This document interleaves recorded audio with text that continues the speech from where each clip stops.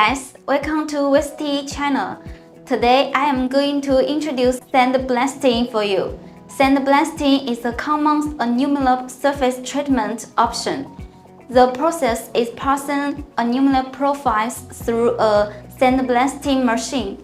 The machine will blast very thin emery, which will form small pits on the aluminum profiles surface, making you feel an uneven surface.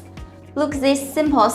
Sandblasting has a matte finish which is gentler than glossy appearance. While many people prefer sandblasted aluminum profiles, I think there are the following reasons. 1.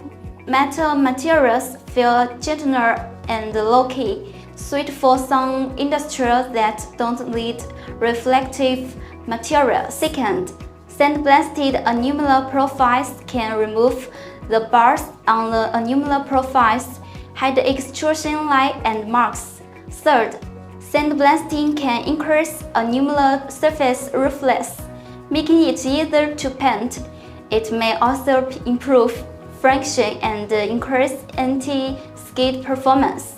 Last, sandblasting can also remove the oxide film on the surface of aluminum profiles, so the sandblasting process must begin before oxidation. More details, contact Wellste now.